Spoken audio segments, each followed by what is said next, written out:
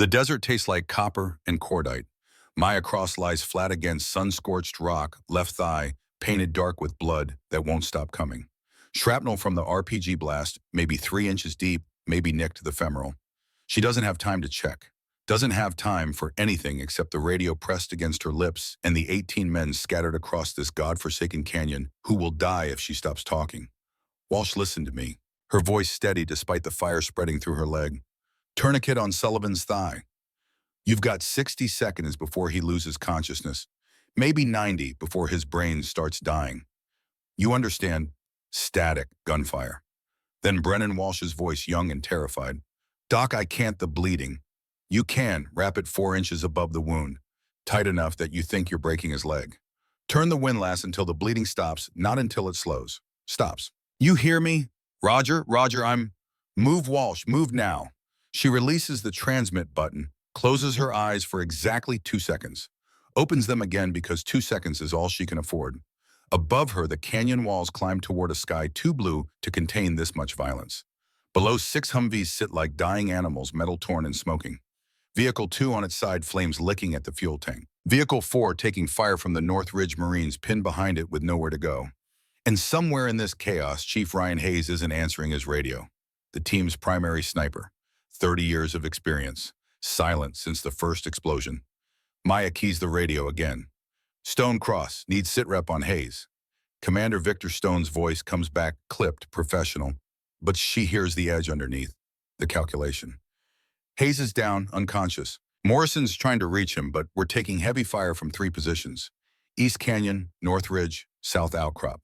We need eyes on those shooters or we're not making it out of here. She knows what he's not saying. They need a sniper. They need someone who can reach the Barrett M82A1 that's sitting somewhere in the wreckage of Vehicle 2. They need someone who isn't supposed to exist. Copy that, sir. Working on it. She closes her eyes again. This time for 3 seconds. Counts her heartbeats. 72 per minute. Still good. Still functioning. The leg will hold. Has to hold. When she opens her eyes, she's looking at her own hands. Steady, trained, capable of suturing an artery at 2 in the morning or calculating windage at 1,200 meters. Her father taught her that. Taught her that the steadiest hands belong to people who understand what they're holding and what it costs to use it. The radio crackles. Doc Sullivan's stable. The bleeding stopped. Good work, Walsh. Stay with him. Keep pressure on that wound. She breathes. In through her nose 4 seconds. Hold for 7. Out through her mouth for 8. The same pattern her father taught her in the Arizona desert when she was 12 years old, and the Barrett's recoil could still knock her flat. 48 hours ago, she was standing in an armory staring at that same rifle through bulletproof glass. 48 hours ago, this hadn't started yet. 48 hours ago, she still thought she could keep her promise. The Barrett May 2A1 rests in its case like a sleeping predator.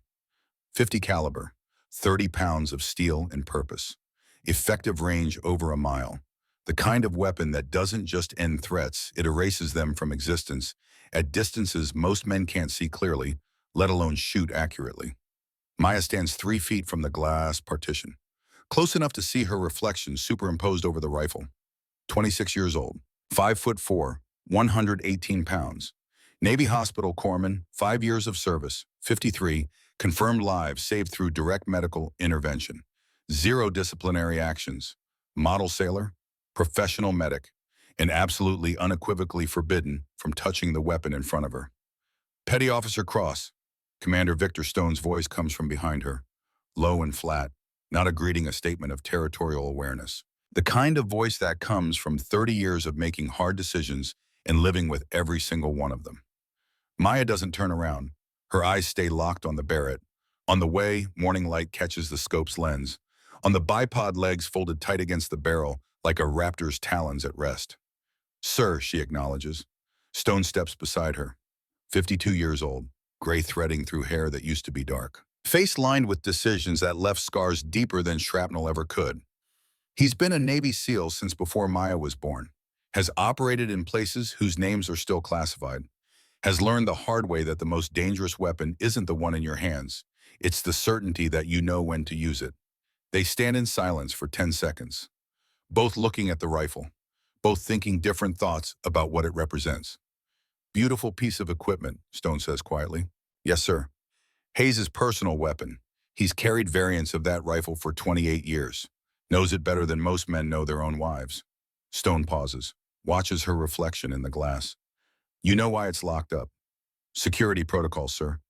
Try again. Maya's jaw tightens. She knows. Of course she knows. Everyone knows. 7 months ago, a combat medic named Harlan Cross took a Barrett into a firefight outside Kabul.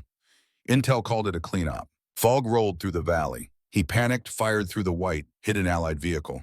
2 Marines died before anyone understood what happened. That's right. Stone's voice has gone quieter, harder.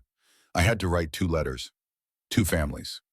Explaining how their sons died because someone thought they could handle a weapon they had no business touching. He turns to face her fully now. Harlan Cross never fired another round. Medical discharge. Last I heard, the kid couldn't sleep without medication and couldn't look at his own hands without seeing blood that wasn't there. Maya says nothing, just keeps her eyes on the Barrett, on the potential and the danger wrapped together in 30 pounds of metal. Touch that weapon without my direct order, Cross, and you're finished. Stone's voice drops even lower. Not suspended, not transferred. Finished. Do you understand me, petty officer? Yes, sir. But her right hand twitches. Just once. Thumb and forefinger moving in a pattern, like she's checking something, adjusting something. The motion so automatic she doesn't even realize she's doing it until it's done. Stone sees it. Something flickers across his face. Recognition, maybe, or concern. He studies her reflection for another 5 seconds, the way a man might study a puzzle he's not sure he wants to solve. Then he turns and walks away, boot heels echoing on concrete. Doesn't look back. Behind him, Maya whispers to the rifle, voice barely audible over the armory's ventilation system. Not yet, but soon. The Barrett, of course, says nothing. But if metal could remember, if steel could hold the ghost of every hand that ever gripped it, this one would recognize what's coming, would know her touch already, would know it's only a matter of time. The briefing room smells like bad coffee and the particular breed of anxiety that comes before operations. 14 people crammed into a space designed for 10.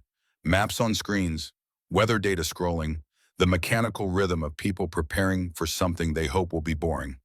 Commander Stone stands at the front, pointer in hand, tactical display glowing behind him. Mission brief for Operation Sultan Ridge.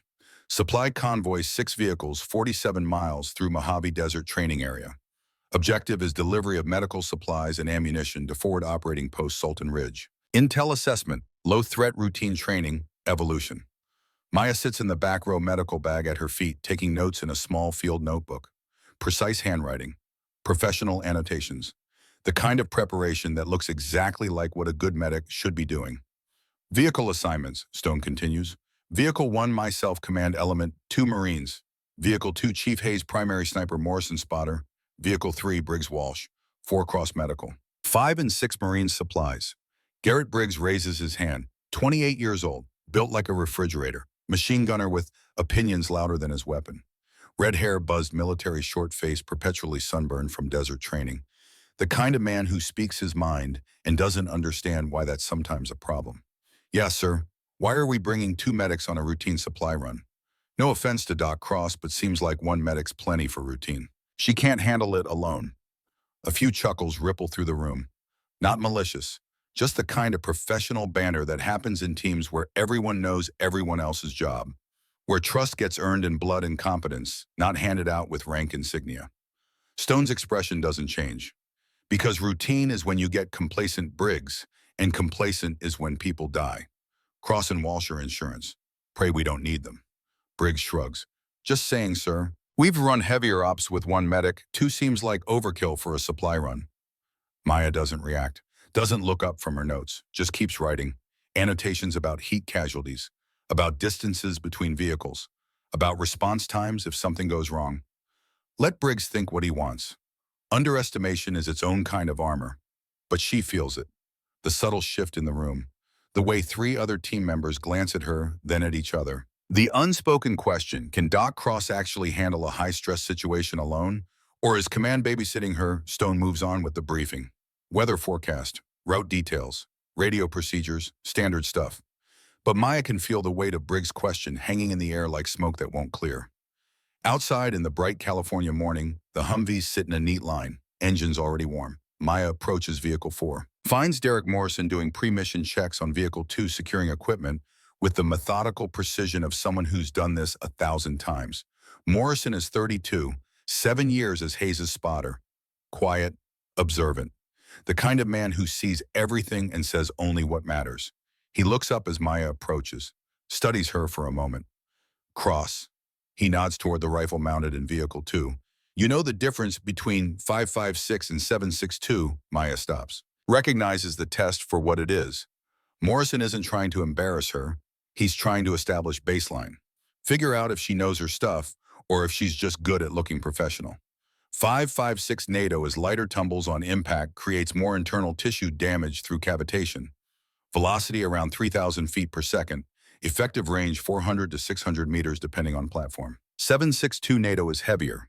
Better penetration maintains trajectory through barriers. Velocity around 2,800 feet per second. Effective range 800 meters plus. She pauses. Different wound patterns, different treatment protocols. 5.56 tends to fragment multiple wound channels.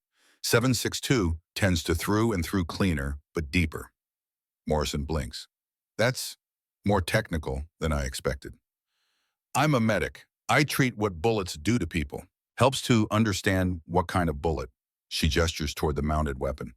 That's a 240 Bravo, 7.62 belt fed. If someone takes rounds from that, I need to know I'm dealing with penetrating and trauma, possible exit wounds, higher likelihood of vascular damage than small arms fire. You've treated gunshot wounds before. Syria 2021. Horn of Africa 2022 and 2023. Seen what most rounds do to human tissue. Studied it, practiced it, memorized it. She meets his eyes.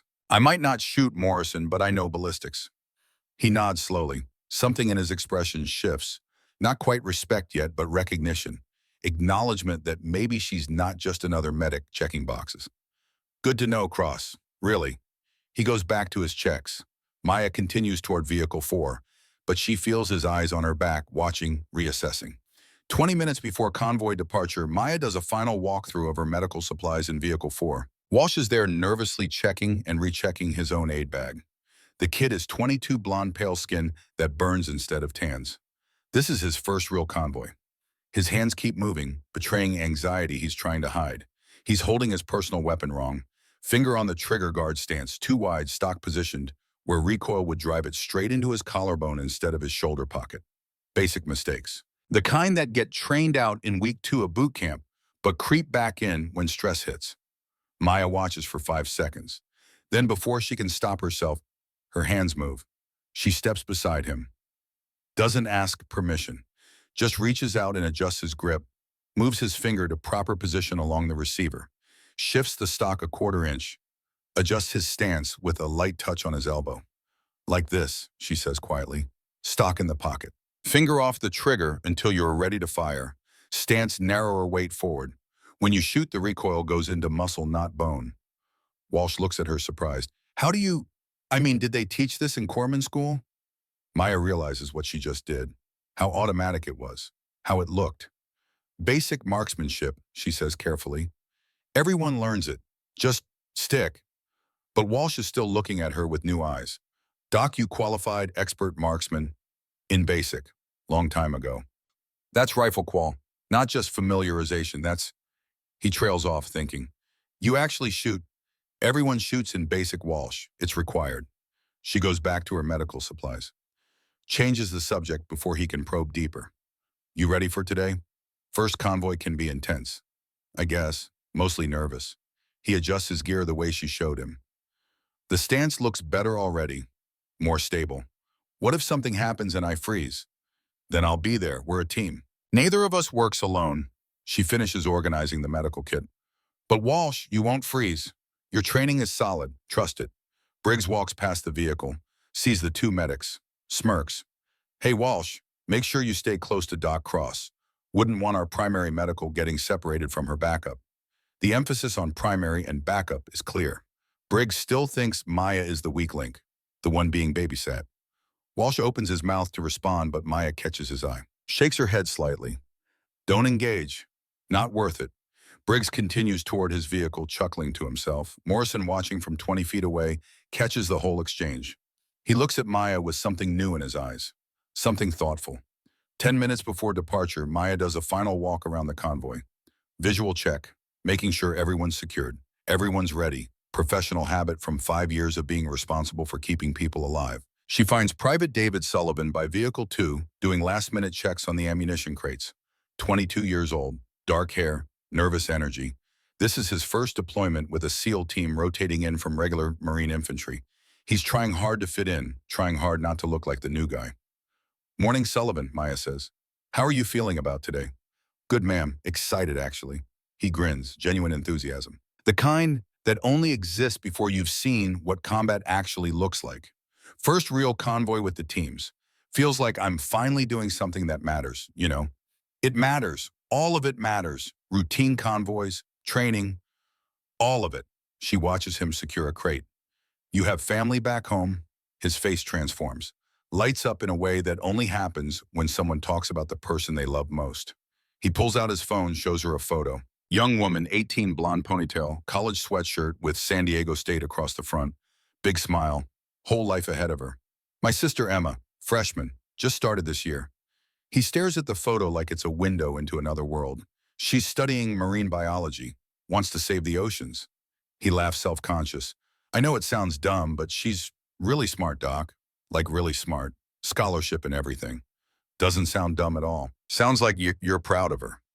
I am. She's the best thing in our family. Our parents, He trails off, shakes his head. Doesn't matter. Emma got out. She's doing something good with her life. Not like me, just shooting things for a living.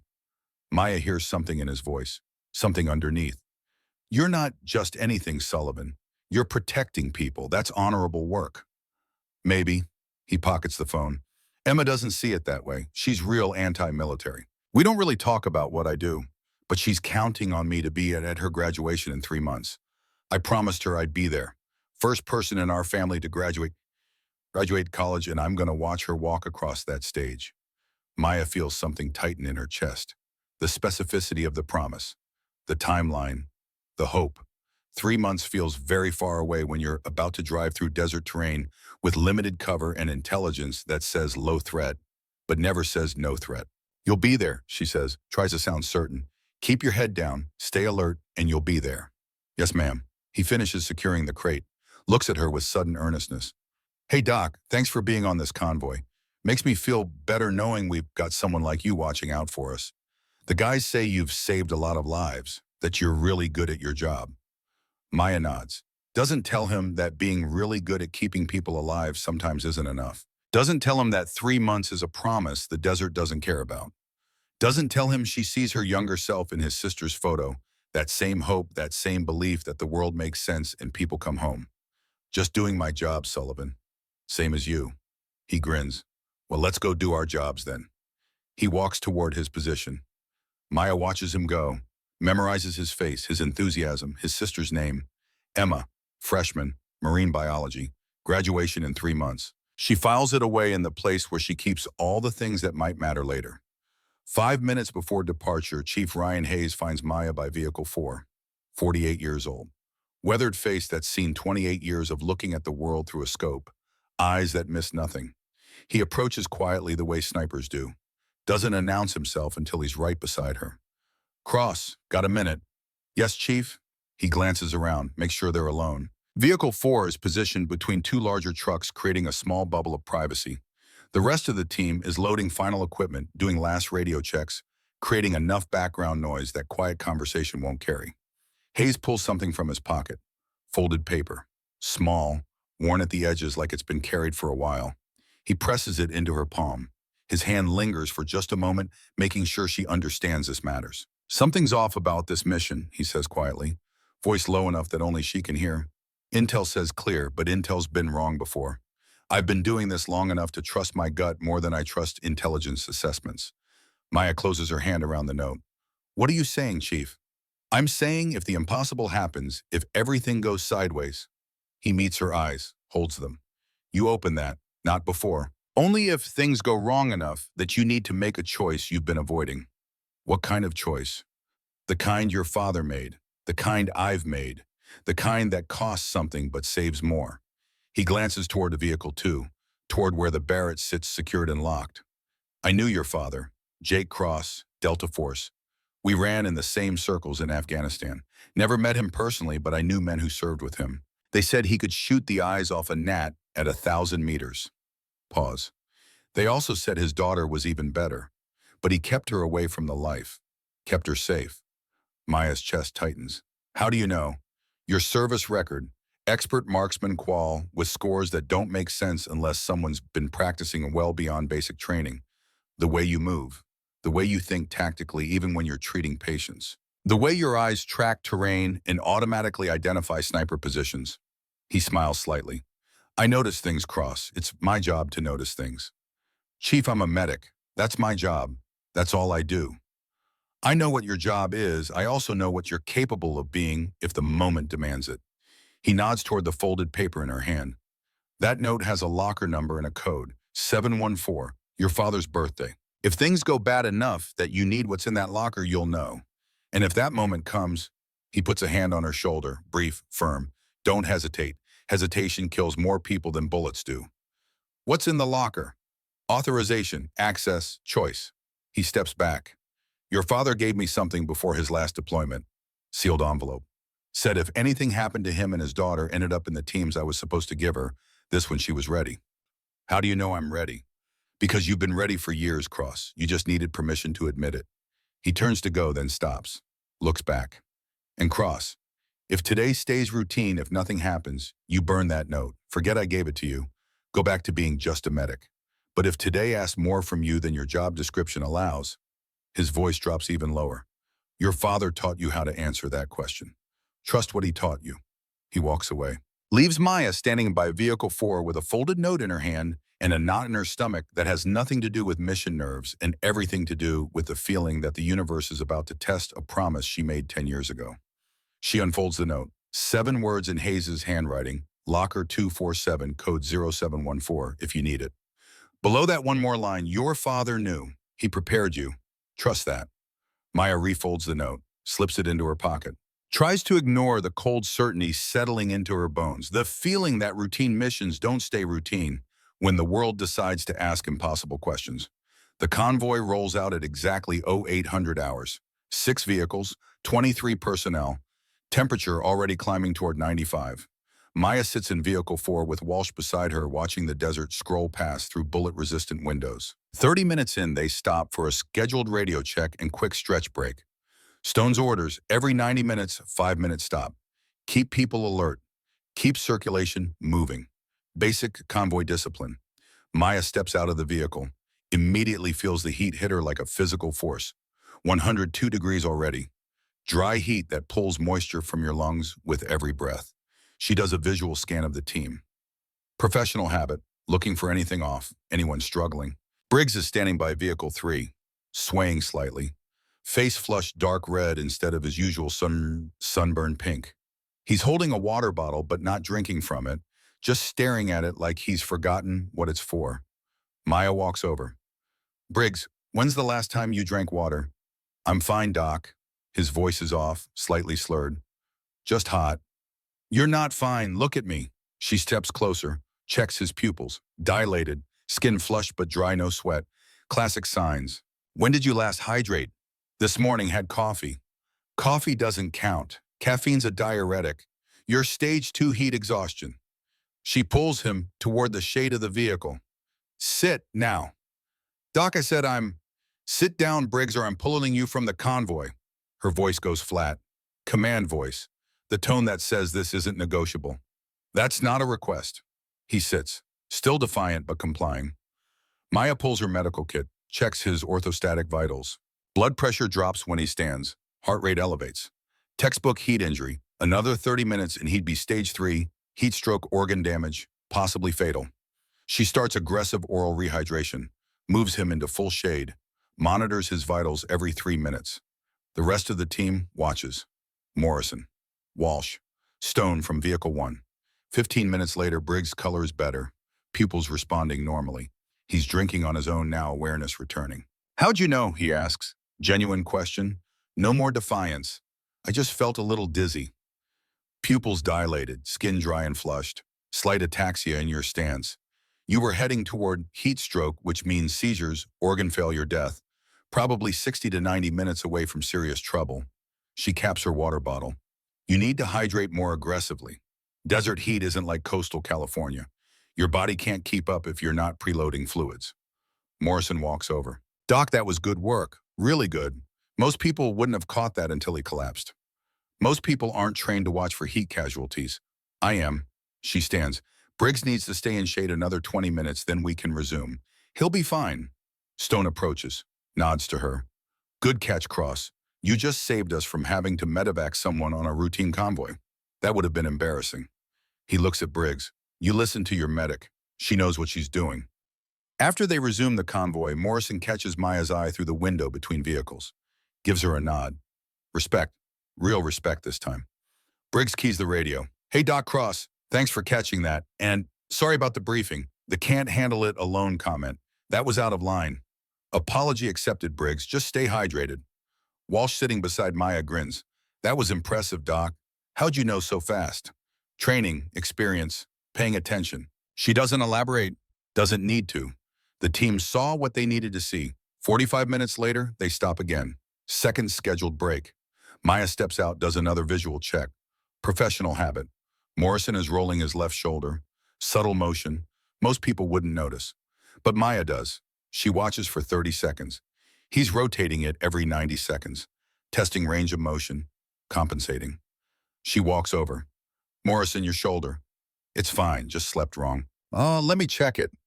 Doc, really, I'm Morrison, she meets his eyes. You're Hayes' spotter. If your shoulder's compromised, you can't hold position. Can't stabilize. Can't do your job. Let me check it.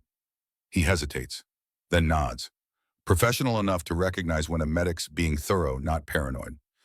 Maya has him remove his tack vest, performs range of motion tests, active, passive, resisted. Morrison winces at 40 degrees abduction. Sharp intake of breath at 90 degrees external rotation.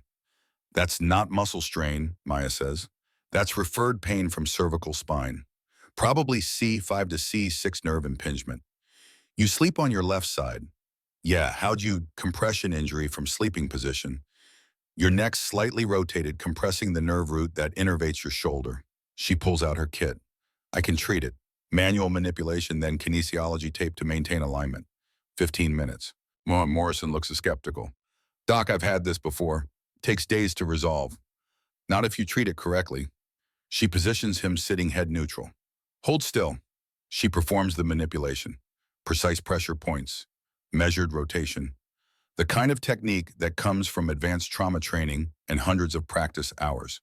30 seconds of work. Morrison gasps as something shifts, releases. Holy damn, he rotates his shoulder. Full range, no pain, stares at her. How did you do that? C5 to C6 nerve decompression. Basic technique. Learned it in advanced tactical medicine. She applies kinesiology tape to maintain the alignment. You'll have full function now.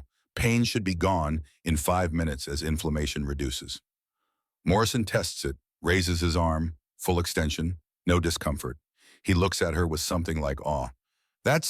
Doc, that was really impressive. Hayes walks over, sees Morrison moving freely. What happened? Cross fixed my shoulder, had nerve impingement. She decompressed it. Hayes looks at Maya. Something passes between them. Recognition, confirmation. He knew she was good, but now he's seen it. Twice in one day. Heat casualty, nerve injury, both caught early, both treated expertly. Good work, Cross, Hayes says quietly. Then even quieter so only she can hear. Your father would be proud. She nods, doesn't trust herself to speak. The team is watching now. All of them. The skepticism from the briefing room has shifted. Not gone trust takes more than 2 good catches, but changing. Opening. Stone keys of the radio. All units prepare to move. We're 40 minutes from Sultan Ridge. Let's finish this clean. Maya returns to Vehicle 4. Walsh is staring at her. Doc, how did you learn that nerve decompression thing? That's not standard corpsman training. Advanced Tactical Medicine course, 6 months in San Antonio. They teach techniques for austere environments where you can't evac immediately. She settles into her seat. You learn what you can do with minimal equipment when lives depend on it. Still, that was really cool. Through the window, she sees Morrison talking to Hayes, demonstrating his full range of motion, both of them looking back toward Vehicle 4, toward her. She touches the note in her pocket. Locker 247, code 0714. Hope she never needs to use it. They've been driving for 43 minutes when Captain Rachel Thornton's voice crackles over the radio. U of V reconnaissance, running ahead of the convoy. Her voice carries an edge Maya hasn't heard before. Actual, this is Overwatch. I'm getting weird readings on thermal. Heat signatures, but not clear. Could be wildlife, could be equipment malfunction. Stone responds. Copy Overwatch. Keep eyes on it. Roger. Continuing a sweep. Maya's hand drifts to her pocket, touches the note. 5 minutes later, Thornton's voice again. Tension creeping in. Actual UAV feed is degrading. Getting heavy interference. Are you starting? I'm losing visual. Static swallows the transmission. Overwatch, say again. Nothing, just white noise. Overwatch, this is actual. How copy? The radio gives back only emptiness. Stone keys the command net. All units, this is actual. UAV is down. Proceed with caution. Maintain visual with vehicle ahead. Acknowledge. One by one they acknowledge. But Maya hears it in their voices. The shift. Routine becoming uncertain. Boring becoming dangerous. They enter Sultan Canyon. Walls closing in on both sides. Rock face climbing toward cloudless sky. Echo chamber. Perfect ambush terrain if you know what to look for. If you've been trained to see tactical disadvantages. Maya sees it. Sees the high ground. Sees the limited maneuver space. Sees exactly where she would position shooters if she wanted to stop a convoy. Walsh notices her looking. Doc, you okay? Fine, just... She trails off. Just checking terrain. But her hand stays in her pocket, touching the note, feeling the certainty that Hayes was right, that something's off, that routine missions don't stay routine when the universe decides it's time for accounting. They're 37 miles in, 10 miles from Sultan Ridge. Almost there. Almost safe. Sullivan's voice comes over the radio. Vehicle 2 confirming visual with, the RPG hits 3 feet ahead of Vehicle 2, detonation throwing the Humvee sideways, metal screaming as it flips. Once, twice, coming to rest on its side. The Barrett case visible through the smoke, tumbling through the air, landing 80 feet up the ridge. Everything becomes noise and chaos and the particular kind of clarity that comes when the world ends and begins in the same instant. Maya watches through the window, sees Hayes' arm hanging limp from the shattered vehicle, sees Sullivan thrown clear leg torn open, sees the Barrett resting on stone like a fallen angel waiting for someone to pick it up, sees everything she's been preparing for and dreading converge into a single moment that will define the rest of her life. Gunfire erupts from 3 directions, and Maya Cross stops being just a medic. 80 feet doesn't sound like much. Walking distance, less than the length of a basketball court. But when it's vertical rock face with surface temperature 118 degrees, when enemy rounds are impacting 2 feet from your hands, when every grip threatens to tear skin and every foothold could be your last. 80 feet becomes the distance between who you were and who you'll have to become. Maya's fingers find the first handhold. Limestone rough and hot enough to brand. She pulls herself up. Right foot finds purchase. Left follows. The medical bag stays at the bottom with Walsh. The only thing she carries now is the weight of a decision she can't take back. 10 feet up, she hears Stone's voice on the radio, someone left on below. Not shouting. Worse than shouting. That deadly quiet that means consequences. Cross, you get down from there, right now. That's a direct order. She doesn't respond. Can't. Needs every breath for the climb. 15 feet. The first rounds start coming. Sniper on the south outcrop has acquired her. She hears the crack of the rifle, the impact on stone 6 inches to her left. Doesn't flinch. Can't afford to. Flinching means falling, and falling means dying, and too many people are counting on her not to die. 20 feet. Her father's voice in her memory, clear as the Arizona wind. When you're scared, count. Count your breaths. Count your heartbeats. Count anything. The human brain can't be terrified and mathematical at the same time. She counts. 1, 2, 3, 4. Another round impacts. Closer this time. 3 inches from her right hand. 5, 6, 7, 8, 30 feet. Halfway. Her palms are bleeding now, torn open by hot stone and desperation. The tactical gloves she wore this morning are somewhere down below, lost to adrenaline and the urgency of saving Hayes. Doesn't matter. Pain is information, and right now the information says she's still alive. 35 feet.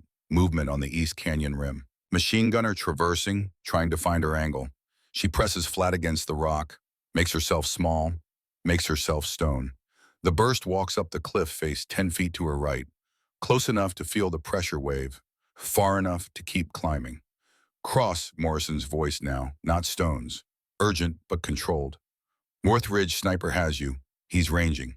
Move, she moves. Scrambles up 5 feet in 3 seconds. Pure momentum and muscle memory. The round hits where her head was. Exactly where her head was.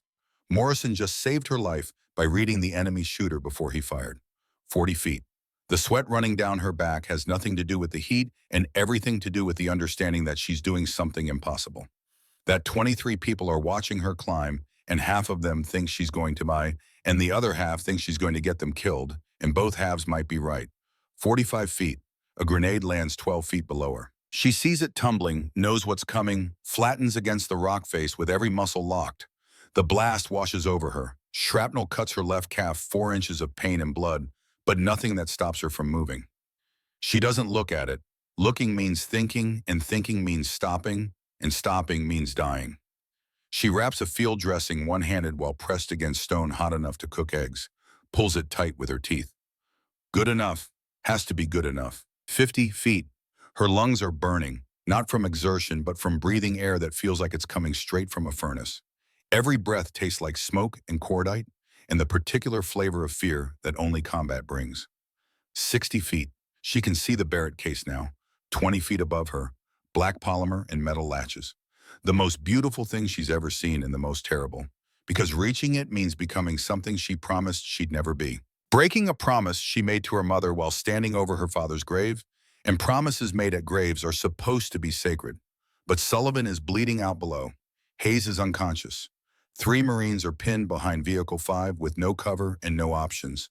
And sometimes sacred promises have to break so that living, breathing people can keep existing. 65 feet. Machine gun fire from the East Canyon, bullets impacting 2 feet to her right, the pattern walking toward her. She counts the rhythm, counts the bursts, 7 round groups, 3-second pauses for barrel management. She times it, waits for the pause, moves during the 3 seconds, climbs 5 feet while the gunner adjusts, 70 feet. Her fingers are shaking now. Not fear, exhaustion. The body reaching its limits and finding that limits are suggestions, not boundaries, when the alternative is unacceptable. 75 feet, almost there. So close she can see the dust on the case. Can imagine her hands opening it. Can feel the ghost of the Barrett's weight before she's even touched it. The North Ridge sniper fires again. The round impacts 1 foot from her head. Stone chips exploding into her face, cutting her cheek, missing her eye by inches, that feel like providence or luck or whatever word you use for not dying when you should have. 80 feet. She reaches the case, grabs it with hands that are bleeding and shaking and covered in dust and sweat, pulls it toward her, opens the latches with fingers that know this motion, even though she's never opened this specific case before. Because muscle memory doesn't care about specifics. It cares about patterns. And this pattern is carved into her bones. The Barrett M8-2A1 lies there exactly as her father's had looked in that photograph from Kandahar. 50 caliber, 30 pounds, 8 rounds in the magazine, scope mounted and ready. Everything she needs and everything she's feared for 10 years. The radio crackles. Stone's voice. And it's changed. Not anger now, not disbelief, something else. Something like resignation or acceptance, or the sound a man makes when he realizes the rules just rewrote themselves. Cross, can you shoot it? She checks the rifle. Function test, magazine seated, bolt smooth, cope tight on its mount. Her hands know what to do before her mind catches up. 10 years of secret practice, 10 years of maintaining skills she prayed she'd never use. 10 years of preparation for a moment she swore would never come. Yes, sir. Silence. 5 seconds that stretch forever. 5 seconds where every man in the convoy is calculating odds and outcomes.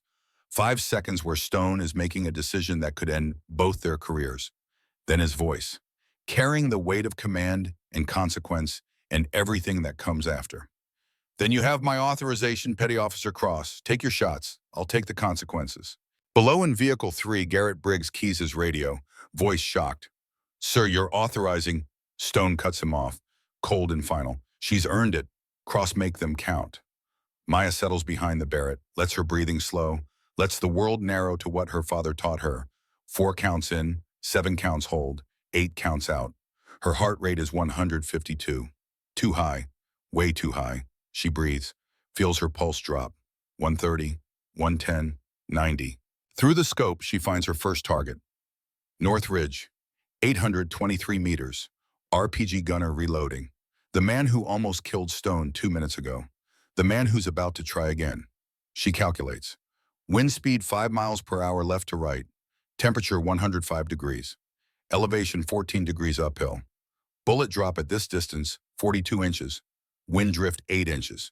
She adjusts the scope. Clicks the turrets. The mechanical sound precise and final. The RPG gunner raises his weapon. Aims at Vehicle 6. Stone's position. Maya settles the crosshairs. Center mass. Lets her breathing smooth out. Feels her heartbeat in her chest, her throat, her fingertips. Counts the space between pulses. Finds the moment. That perfect instant between heartbeats where the world goes still. Squeezes the trigger. The Barrett roars. Recoil slams into her shoulder. The scope comes up, loses the target for half a second. She brings it back down. 823 meters downrange, the RPG gunner flinches, steps sideways, raises his weapon again. She missed. 14 inches left of center. Close enough to make him move. Far enough to mean he's alive.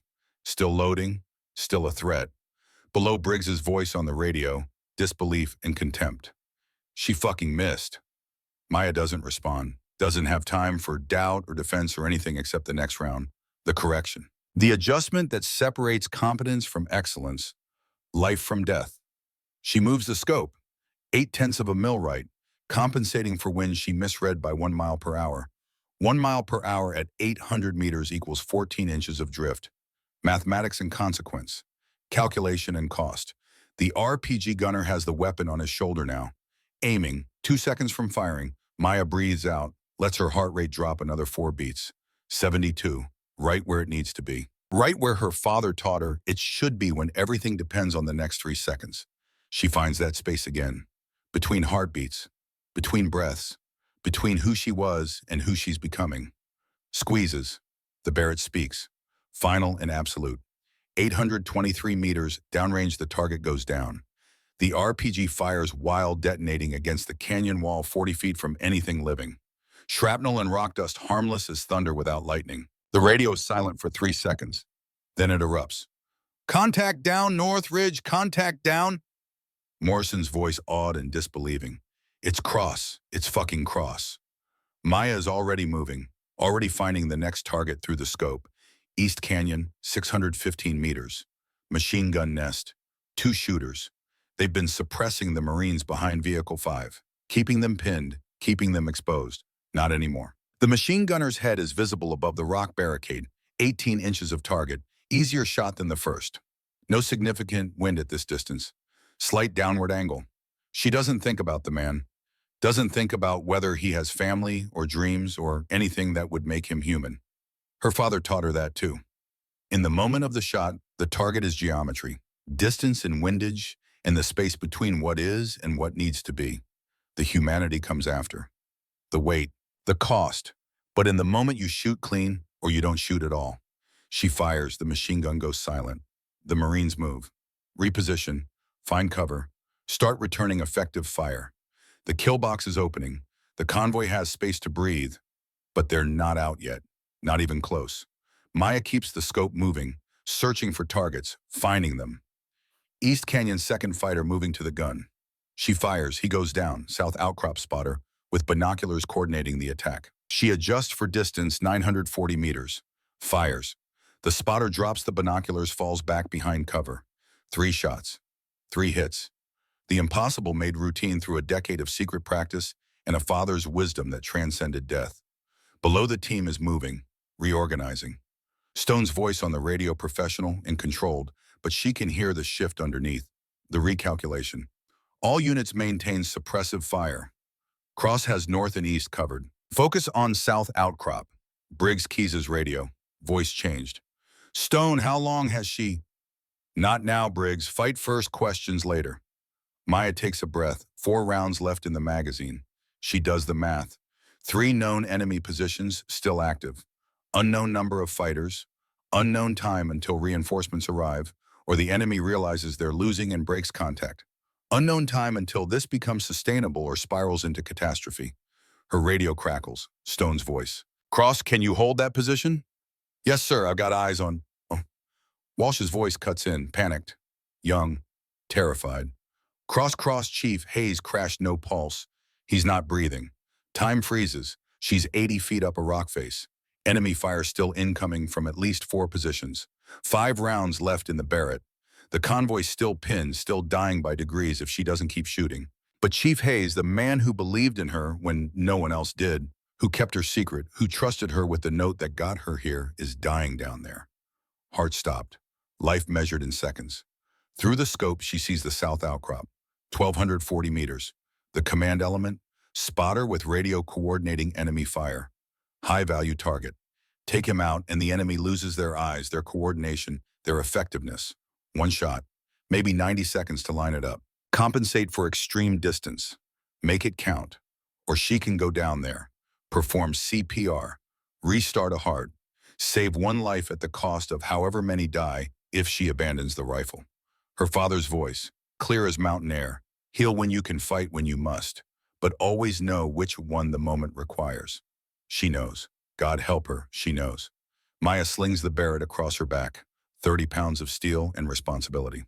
She doesn't care, doesn't think, just moves. Starts down the ridge in a controlled slide using gravity and recklessness, and every bit of training her father gave her about moving fast under fire. 18 seconds.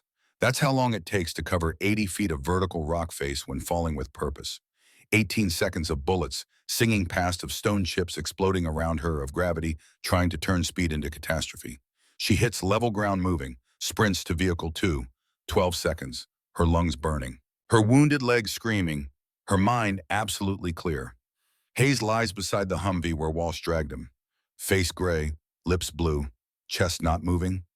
Walsh kneels beside him, hands hovering, frozen by the enormity of death looking back. Doc, I don't know, he just stopped. I don't... Move. Maya drops the Barrett, drops to her knees, positions her hands over Hayes' chest, starts compressions, 30 of them, hard enough to crack ribs if necessary. Because broken ribs beat being dead every single time. 2 breaths, mouth to mouth, pushing air into lungs that forgot how to work. 30 more compressions. Above her rounds are still impacting. The firefight continues, but here in this small bubble of focus, there's only Hayes and the rhythm and the desperate mathematics of keeping blood flowing to a brain that's dying. Morrison appears, left arm hanging useless dislocated shoulder, right hand holding his sidearm, providing cover. He's gone, Cross. You did what you could. He's not gone. Maya doesn't stop, doesn't slow. Not today, not on my watch. 2 more breaths, 30 more compressions. Briggs runs over slides in beside Morrison, takes up firing position. How long has he been down? 90 seconds, Walsh says, voice shaking.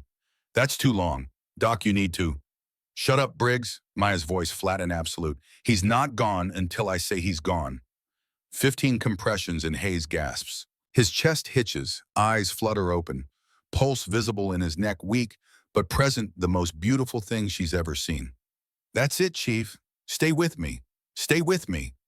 Walsh moves in with oxygen, with IV kit, with hands that remember how to work now that the crisis point has passed. I've got him. I've got him now. Maya stands. Her hands are shaking. Adrenaline and exertion and the crash that comes from pulling someone back from wherever we go when the heart stops. You sure? She asks. I'm sure. Go. She picks up the Barrett, 85 seconds away from the rifle. 85 seconds the enemy used to reposition, to adapt, to remember they still held advantages.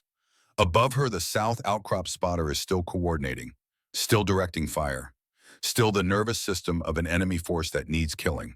The climb back takes 70 seconds. Shorter this time because fear has been replaced by certainty. She knows what she is now, knows what the moment requires. No more hesitation. At the top, she settles behind the Barrett, finds the battlefield transformed. North Ridge clear, East Canyon clear. But South Outcrop, 1,240 meters.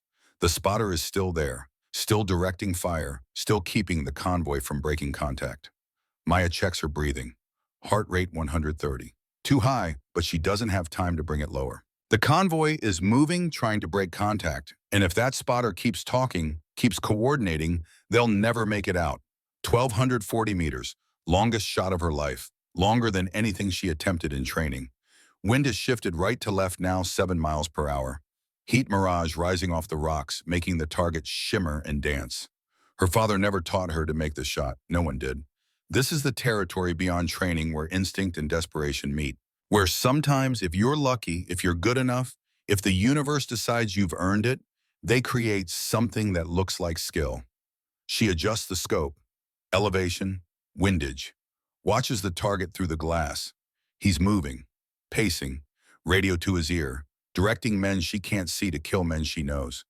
Her hands are shaking, exhaustion from the climb, from the CPR, from everything, her father's voice again. When you shake, let the earth be your bones. She rests the barrel on the rock, presses her cheek to the stock hard enough to feel the weapon become part of her skeleton. Breathes until the shake minimizes, smooths out, becomes small enough to work with. Finds the space between heartbeats. Squeezes. The Barrett roars. The recoil slams into her shoulder. Familiar now, almost comforting. Downrange through heat shimmer and distance, she watches. 1,240 meters is far enough that the bullet takes time to arrive. 3 seconds of flight, 3 seconds to wonder if the calculations were right, if the wind reading was accurate, if God favors the desperate. The spotter goes down. Through the scope, she sees him drop the radio, sees his hand go to his chest, sees him fall behind rocks where she can't confirm the kill. But she knows in the way her father knew.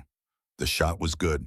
The enemy radio chatter audible through Stone's command vehicle goes chaotic, then quiet, then silent. Without their coordinator, without their eyes, the enemy breaks contact, melts back into the desert the way insurgents do when the fight turns against them. Maya keeps the scope moving, searching for targets, finding none. The battlefield is emptying, enemy combatants recognizing defeat and choosing survival. She has 5 rounds left, doesn't fire them. Her father taught her that too. Every bullet you don't fire is one you don't have to justify. The radio crackles, Stone's voice. Calm now. The kind of calm that comes after crisis when the shooting stops and the accounting begins. Cross status. 5 rounds remaining, sir. No targets visible. I think they broke contact. Casualties. She looks down at the convoy. At Hayes alive and breathing with Walsh beside him. At Morrison holding his shoulder. At Briggs providing security. At the poncho-wrapped shape beside Vehicle 2. Private David Sullivan, 22 years old, 3 months from his sister's graduation. Chief Hayes stable, multiple wounded, all receiving treatment. She pauses, has to force the next words out. 1K IA confirmed. Silence on the radio, then Stone's voice quieter. Can you get down from there? Yes, sir. Then do it. We're moving in 5 minutes. Pause.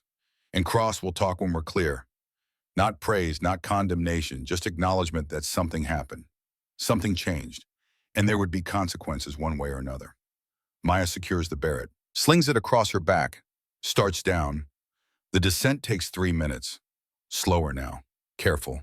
The adrenaline is fading, leaving behind the shakes and the exhaustion and the realization of what she's done. 7 shots fired, 6 hits, 1 miss that didn't matter because the second shot was true. 11 enemy combatants killed or suppressed, 17 friendly personnel still breathing, and 1 promise broken so completely she'll never be able to pretend it existed. At the bottom, Morrison is waiting, shoulder reset now, arm in a field sling. He looks at her, at the Barrett, and something in his face has changed. The skepticism gone, replaced by something harder to name. That was some shooting, he says. Maya walks past him toward Vehicle 4, where her medical supplies wait.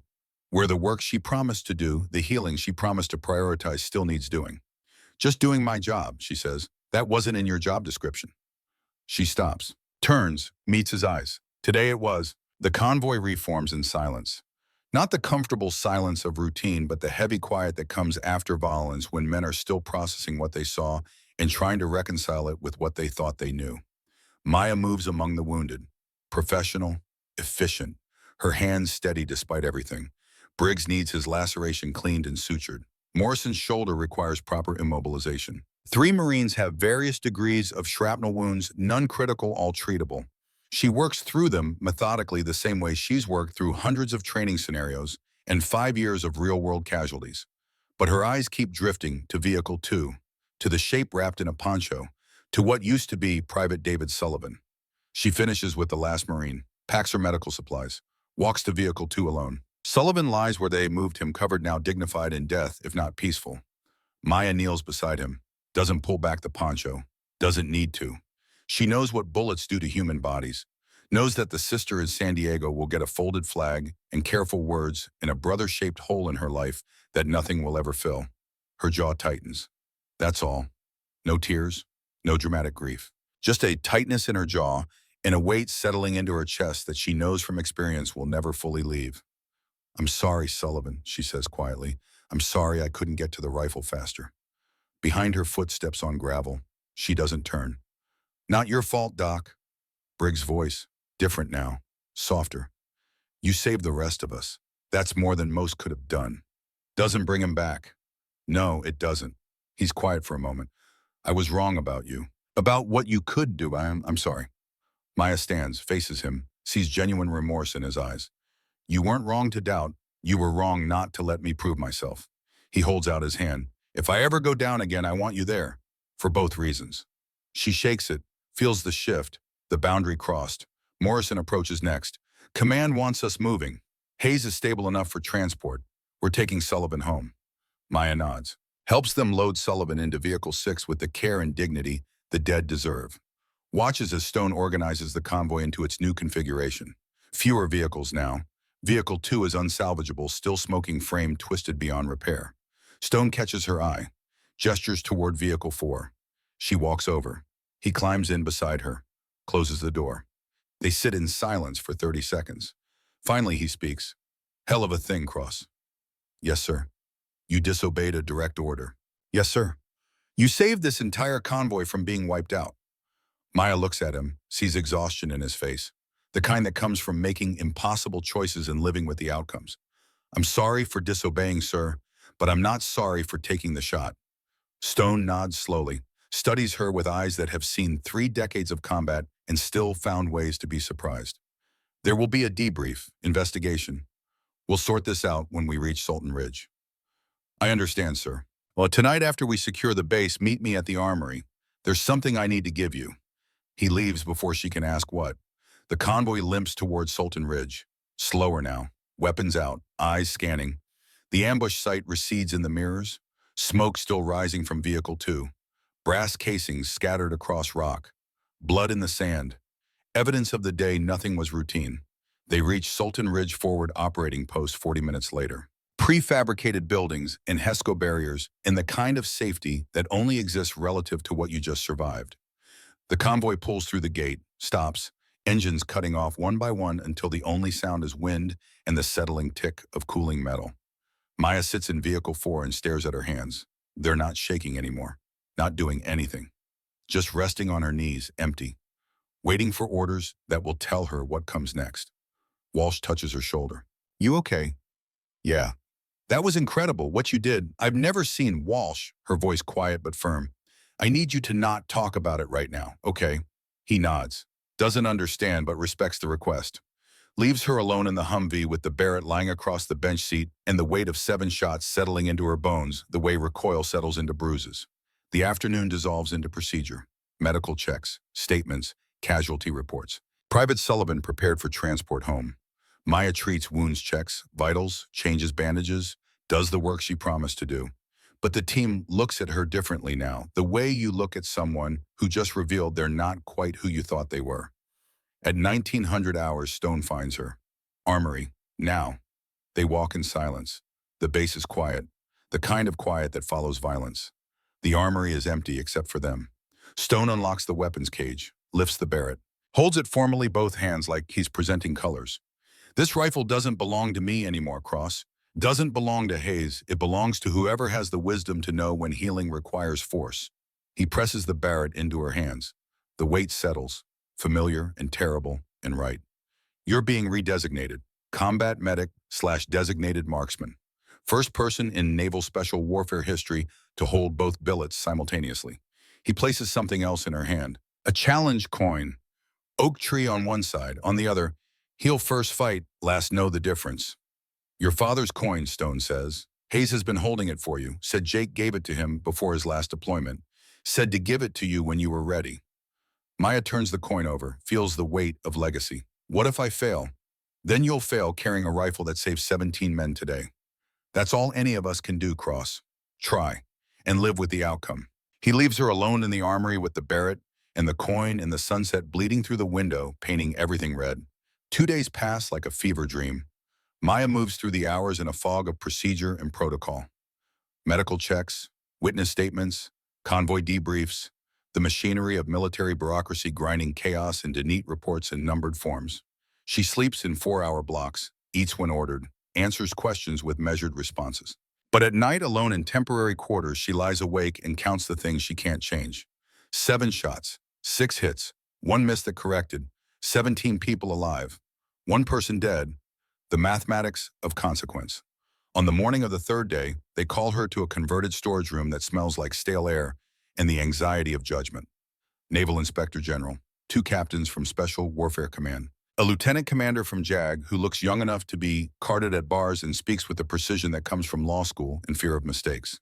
They set up recording equipment, metal desk, folding chairs, the architecture of accountability. Stone goes first. 14 years of service reduced to questions about a single decision in a single moment on a single day. Commander Stone, why did you authorize Petty Officer Cross to employ the Barrett? Stone's answer is 3 minutes of tactical assessment. Enemy positions, casualties mounting, no alternative sniper support. The convoy 12 minutes from total destruction. Mathematics that came down to 17 lives against 1 regulation.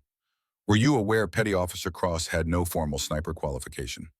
I was aware she was the daughter of Master Sergeant Jake Cross, Delta Force. I was aware Chief Hayes had observed her capabilities. I was aware she was the only person who could reach that rifle and use it effectively. That's not a qualification, Commander. That's a gamble. Stone leans forward. No, sir. A gamble is hoping the enemy gets bored and leaves. What I did was make a tactical decision based on available assets and immediate threat. Cross was an asset. I used her. The questions continue, circling, probing for doubt or error or anything that would make the decision look like panic instead of command. They find nothing because there's nothing to find.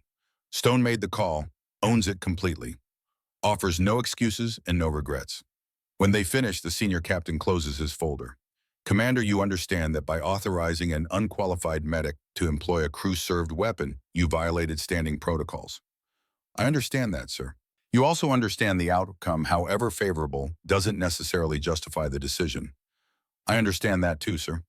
Then help me understand why you're not showing any concern about potential consequences to your career. Stone meets the captain's eyes, holds them. Because 17 men went home to their families. Because Sullivan was the only body bag we filled. Because in 30 years of making decisions, this is the first one I'd make exactly the same way if I had to do it again. The room goes quiet. The kind of quiet that comes before judgment or understanding, and sometimes both. Finally, the captain nods. Stand by, Commander. We'll reconvene after interviewing Petty Officer Cross. They call her in next. She walks into that room wearing her service uniform. Shoes polished, hair regulation tight. She slept 4 hours in the past 2 days. Her leg wound throbs where shrapnel opened her calf.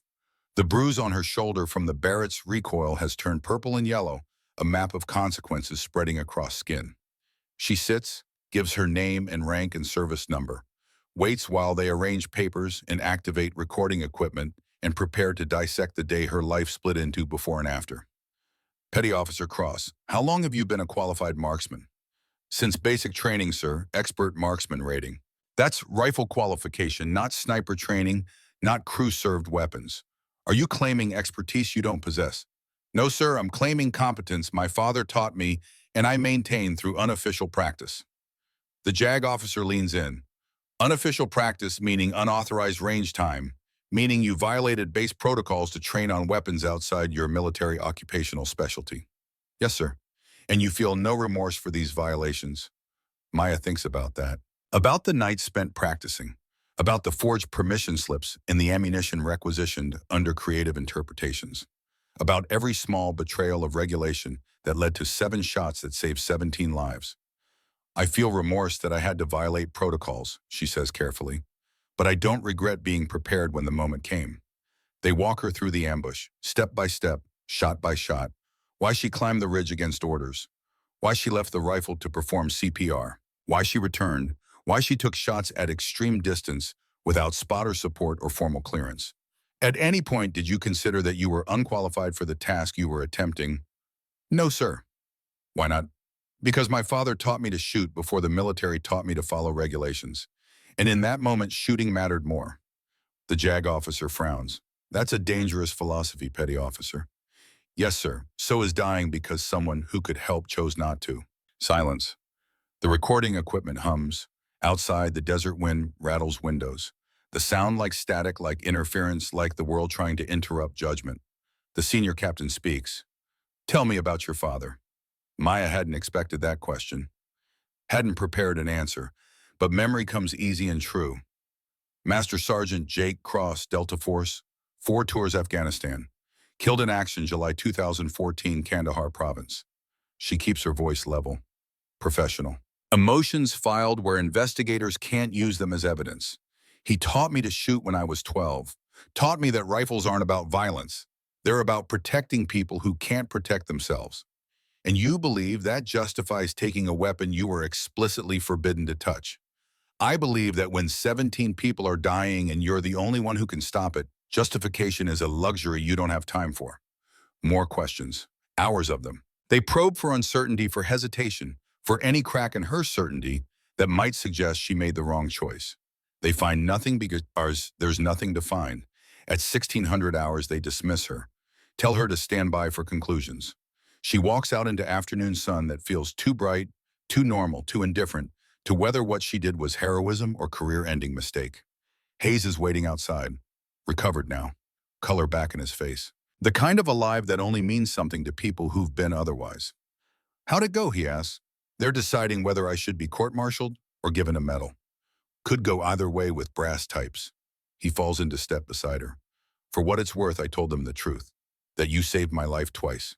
Once with CPR, once by getting back on that rifle when every instinct probably told you to stay with the wounded. What did they say? They said instinct isn't qualification. I said, qualification is just instinct.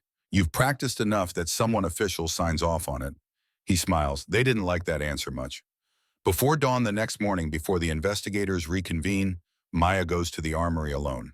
Locker 247. She'd opened it once before with Hayes's code.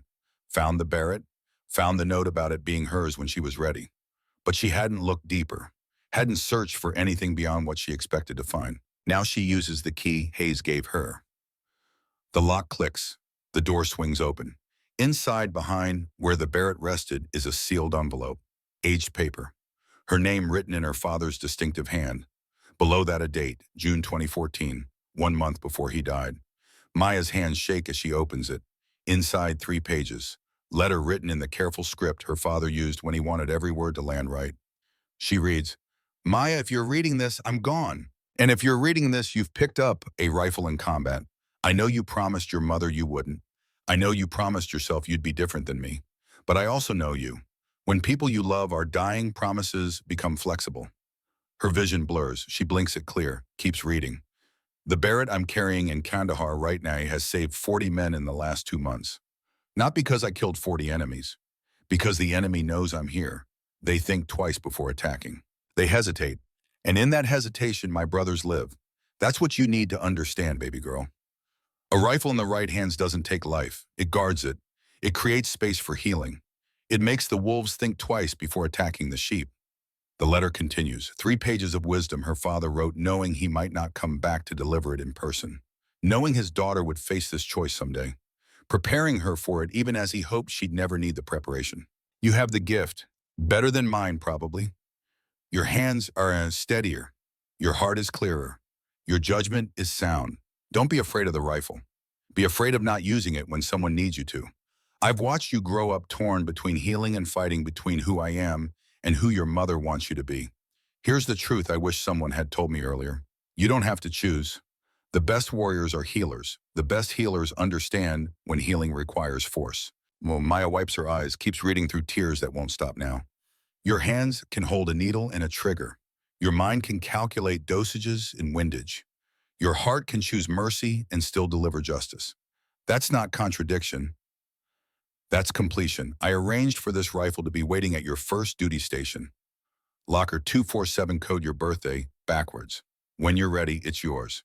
And you'll know when you're ready because the moment will demand it. The letter ends with words that feel like a benediction and a burden both. Stay safe, stay strong, stay human. Love, Dad. P.S. There's a second item in this envelope.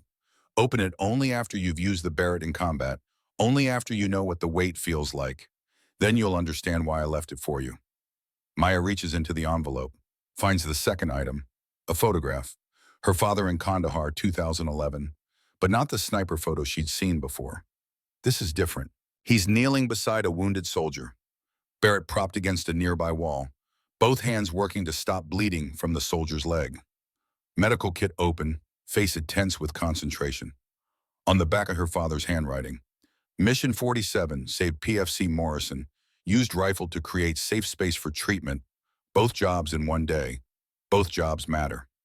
Below that, sometimes being a warrior means knowing when to put the rifle down. Sometimes being a healer means knowing when to pick it up. You'll figure out which is which. I trust you. Maya holds the photograph, looks at her father being exactly what he tried to teach her to be. Not warrior or healer, both. Integrated, complete. She folds the letter carefully, slips it into her pocket with the photograph, closes the locker, stands in the empty armory, and feels something shift in her chest. Not the breaking of promises, the completion of them. At 0900 hours, the investigators reconvene. Stone and Maya sit across from them. The recording equipment hums, papers rustle. The senior captain clears his throat. We've reviewed all testimony, examined all evidence, consulted relevant protocols and precedents. This is an unusual case. Petty Officer Cross violated standing orders. Commander Stone authorized actions outside normal weapons employment procedures. By strict interpretation of regulations, both of you should face disciplinary action. Maya feels Stone tense beside her. Neither speaks. Just wait for the judgment that will define what comes next. However, the captain continues, regulations exist to protect lives and accomplish missions. In this case, the violation of protocol directly resulted in both outcomes. 17 personnel survived an ambush that intelligence suggests would have resulted in total convoy destruction. Mission objective was achieved. No friendly fire incidents, no collateral damage. Tactical success achieved through unorthodox means. He closes the folder, looks at them both. Commander Stone, you made a tactical decision under extreme circumstances. While we don't recommend it as standard procedure, we find no grounds for disciplinary action. Your assessment was sound. Stone nods once. Professional, giving nothing away. Petty Officer Cross, the captain's gaze shifts. Your actions present a more complex situation. You deliberately maintained skills outside your designated specialty. You violated range protocols. You disobeyed a direct order. However, your medical record is exemplary. 53 lives saved through direct intervention. Your marksmanship, while unconventionally maintained, proved effective and necessary. Your judgment under fire, leaving the rifle to perform CPR on Chief Hayes before returning to sniper duties, demonstrates exactly the kind of prioritization we need in combat medical personnel. He opens a different folder. Official letterhead. Effective immediately, you are hereby redesignated as Special Amphibious Reconnaissance Corpsman with additional specialty code for designated marksman.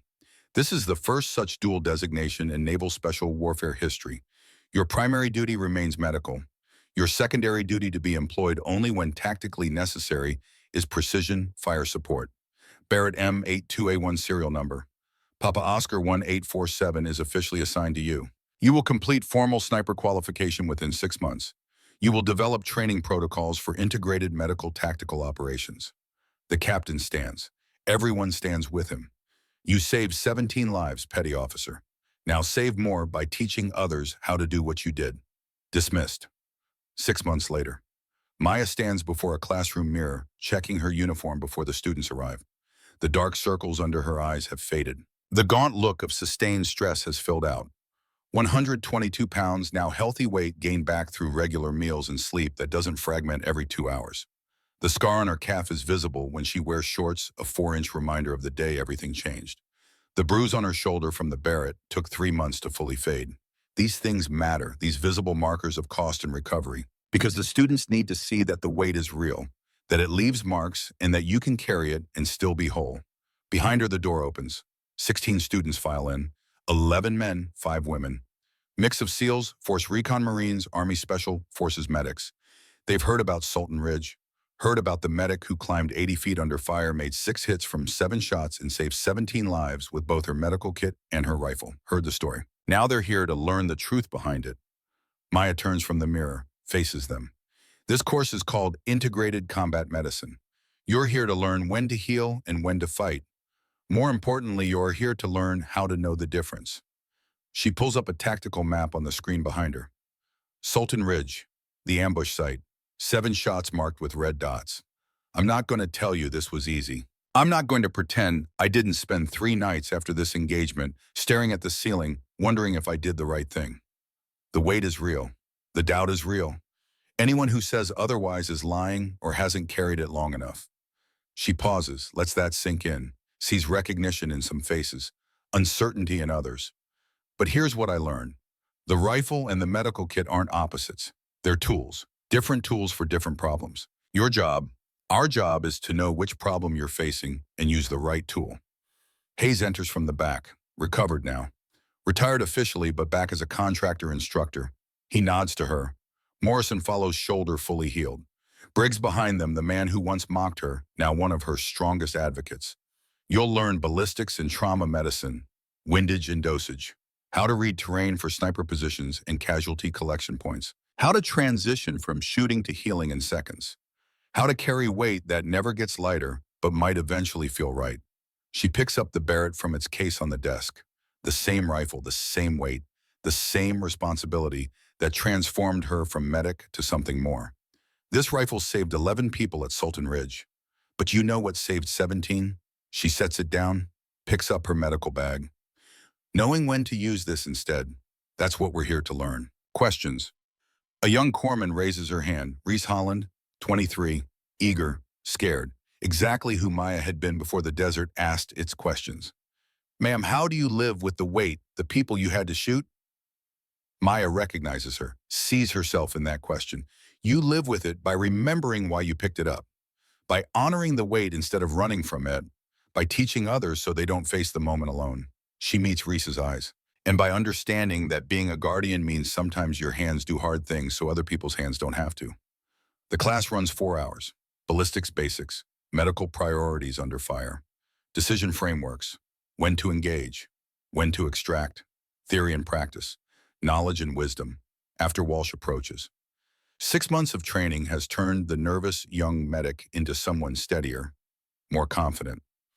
The Review Board approved expanding to 3 more states. Virginia wants the curriculum. North Carolina, Texas. They're calling it the Cross Protocol. Don't call it that, Maya says quietly. Call it Integrated Combat Medicine. This isn't about one person. It's about a principle. The brass are already calling it that, ma'am. Can't stop it now. She sighs, knows he's right. Legacy has a way of attaching to names whether you want it or not. That night alone in her quarters, Maya finally makes the call she's been avoiding for 6 months. 3 rings. 4. Then her mother's voice. Maya. Hi, Mom. I heard about what happened, about the convoy. Your commander called me, told me what you did. Maya's chest tightens. Mom, I know. I promised. At Dad's funeral, I promised I'd never. He told me you saved 17 people. He told me you used your father's rifle. Silence stretches between them. Maya can hear her mother breathing. Can almost see her standing in the kitchen in Tucson, one hand gripping the counter, the other holding the phone too tight. Mom, I'm sorry. I know what I promised. Your father had a letter, her mother's voice cracks. Sealed. He made me promise to open it only if you ever picked up a rifle in combat. I didn't want to open it. I wanted to believe you'd never have to. What did it say? A long pause. Then her mother's voice softer. It said he knew you'd end up exactly where you are. That you had the gift and the heart to use it right. That I should be proud instead of afraid. Tears come. Maya doesn't stop them. I'm sorry, Mom. I know it's not what you wanted for me. What I wanted, her mother laughs, bitter and wet. I wanted your father alive. I wanted you to never know what it feels like to take a life. I wanted you safe, quiet, honest. Is that so wrong? No, but it's not the world we live in. Another pause. Then her mother's voice different now. Resigned but not defeated. I know, your father knew. He tried to protect you from it. Tried to give you a choice. But he also prepared you because he loved you enough to know you'd do the right thing even when it was the hard thing. Are you angry with me? I'm terrified for you. There's a difference. Her mother takes a breath, but I'm also proud. Your commander told me you left the rifle to save that chief's life, that you did CPR while bullets were flying, that you chose healing first even when you had the power to keep fighting. That's what your father taught you.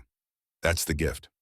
They talk for another hour about the investigation, about the training program, about how her mother kept every letter her father ever sent from Afghanistan, about how grief changes shape but never leaves, about how proud her father would be, about how scared her mother still is, but how she's learning to live with it. Come home when you can, her mother says finally. Let me see what you've become.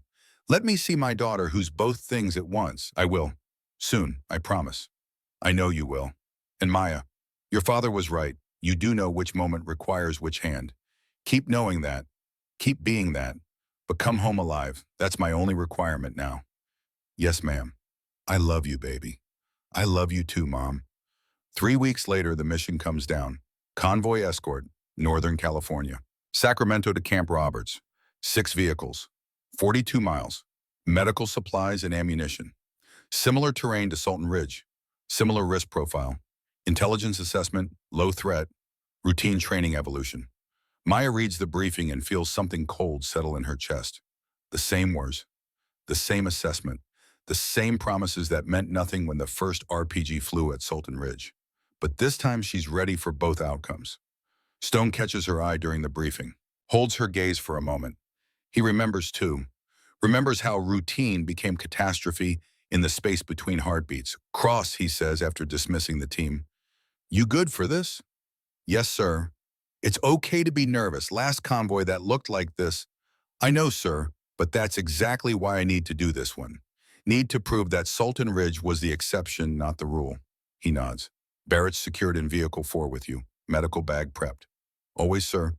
Good, because we both know which one you'd rather use. The convoy rolls out at dawn. Maya in Vehicle 4 with Reese Holland giving the young corpsman her first real convoy experience.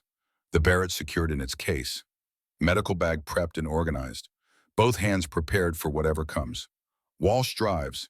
6 months has turned him from nervous kid into solid professional. Doc, you think anything's going to happen today? Hope not. That's always the goal. Reese shifts nervously in the back. Ma'am, does it ever stop seeing the threats after Sultan Ridge, I mean? Do you ever stop looking for ambush sites? Maya watches the terrain roll past. Sacramento Valley heat climbing toward 90. Canyon walls in the distance. The same tactical terrain features that make her automatically calculate fields of fire and sniper positions. No, she says honestly, but you learn to see the beauty too. The way light hits the rocks. The way the road curves. You carry both. The awareness and the appreciation. That's the balance. Stone's voice on the radio. All units maintain interval. Radio check every 15 minutes. Let's make this boring. The miles scroll past. 15, 20, 30. Radio checks every 15 minutes. Stone's voice steady and bored. Exactly the tone you want on routine missions. Maya's hand doesn't drift to the Barrett case. Stays on her medical bag. Ready for heat casualties, dehydration. Any of the mundane emergencies that kill more soldiers than bullets ever do. 35 miles. Canyon ahead. Narrow walls, high ground on both sides. Reese notices Maya looking. Ma'am? Just checking terrain, professional habit. Looks like bad ambush terrain, like Sultan Ridge. It is, but that doesn't mean anyone's there. Most dangerous terrain stays empty most of the time. That's why we call them routine missions.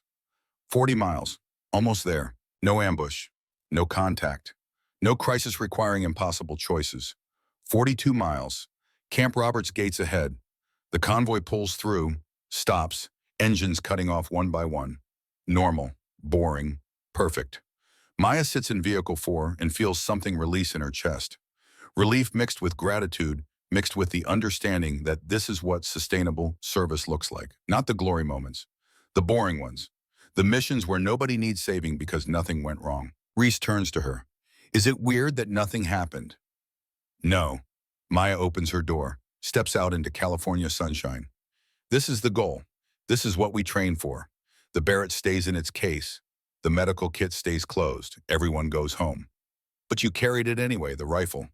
Always carry it, always be ready, but hope with everything you have that ready is enough and using it isn't necessary. She looks at the young corpsman. sees herself 6 months ago. That's the balance, Reese. Preparation without eagerness. Capability without hunger. The best warriors are the ones who'd rather heal. The best missions are the ones where healing isn't needed because nothing went wrong. Stone approaches. Good mission cross. Exactly as boring as advertised. Best kind sir. Debriefing in 20. Then you're clear for liberty. He studies her for a moment. You did good today. Carrying both but using neither. That's the mark of real wisdom. Thank you, sir. How's Holland doing? Maya glances at Reese, who's helping Walsh unload supplies. She's got the instincts, just needs experience to trust them. Like someone else I know. Stone almost smiles. Keep teaching Cross. The program's working. Had 3 more service branches request observer slots last week. Army Special Operations Command wants to integrate it into their pipeline. You're changing doctrine. We're changing doctrine, sir. This was never about one person. Maybe. But it started with one person willing to carry both hands and know which one the moment requires. He claps her shoulder. Take the weekend. Go see your family. You've earned it. That Saturday, Maya drives to Tucson. Her mother meets her at the door. They hold each other for a long time without speaking. Some conversations require silence first. Inside over dinner, her mother made from her father's favorite recipes. They talk about the training program, about the students who are learning to carry both tools, about the mission 3 weeks ago that stayed routine. You look better, her mother says, less weight in your eyes. I had a mission this week, similar to Sultan Ridge. Same terrain, same setup. But nothing happened. No ambush, no shooting, everyone home safe. Maya pushes food around her plate. It helped. Proved that Sultan Ridge was the exception. That most missions end boring. And that's what you want, boring. That's what I hope for every single time, Mom. The Barrett stays in its case, the medical kit stays unused, everyone comes home. That's the dream. That's the goal. She meets her mother's eyes. But I carry both, just in case, wow. Her mother reaches across the table, takes her hand. Your father would understand that. The carrying without the hunger. The readiness without the eagerness, that's wisdom. Sunday morning before driving back to Coronado, Maya asks her mother to come with her. They drive east into the desert, to the outcrop where Jake taught her to shoot, where the Barrett first knocked her flat, and she learned what recoil means, what responsibility costs. Sarah hasn't been here since Jake died. Maya can see it in the way her mother's hands tighten on the door handle as they approach, the way her breathing changes, the way 12 years of grief come flooding back with the smell of creosote and dust. They walk to the outcrop together, Maya carrying the wooden box, Sarah carrying memories. Maya opens the box, shows her mother what's inside. The ballistics notebook, the dog tags, the photographs, the letter, the spent casing from Sultan Ridge, the challenge coin, the photo of Jake treating the wounded soldier. He knew, Sarah says quietly, looking at the letter's date, June 2014. 1 month before he'd deployed, he knew he might not come back, and he knew you'd end up here. Did you know about the letter he left me? I knew he left you something.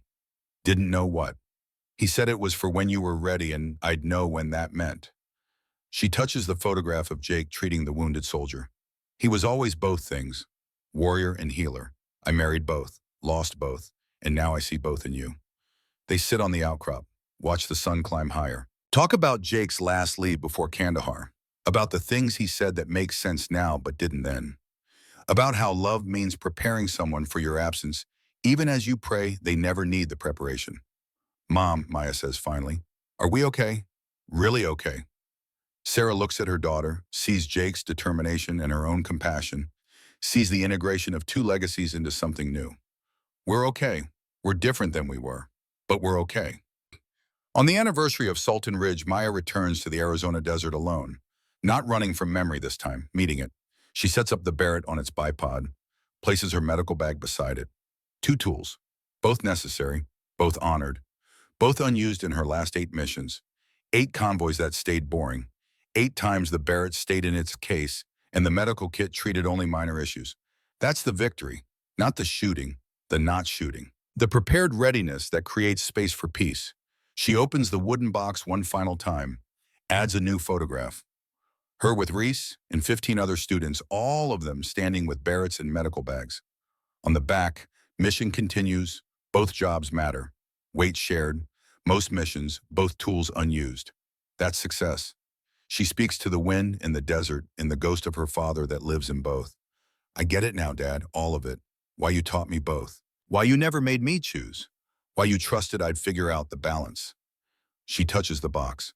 I broke the promise to Mom, became what you were, but I'm also what she wanted, a healer who saves lives. The wind carries her words away. Turns out I didn't have to choose. I just had to grow up enough to understand that being both isn't contradiction. It's completion. And most days being both means using neither. Just carrying them, that's the real wisdom. On the horizon barely visible, the oak tree her father planted 20 years ago stands stronger now. Roots deep in impossible soil. Surviving through adaptation and strength and the refusal to be only one thing. Legacy. Growing. Enduring. Maya drives back toward Coronado as the sun sets. Barrett in the back, medical bag on the passenger seat. Both carried, both honored, both ready, both unused in 8 straight missions. That's the victory her father prepared her for. Not the glory of Sultan Ridge. The boring grace of 8 missions that never needed her gifts. 8 times she carried both hands and used neither. The steadiest hands are the ones that know when to heal and when to fight. But the wisest hands are the ones that carry both tools and hope with everything they have that carrying is enough. Some promises break so greater truths can emerge. Some weights never lighten but become bearable through understanding. Some legacies aren't about the moments you use your gifts, but the moments you carry them unused, and that's exactly enough. The kind that saves lives, not always through action, sometimes through prepared presence. The guardian standing watch, ready for war, hoping for peace, with both hands.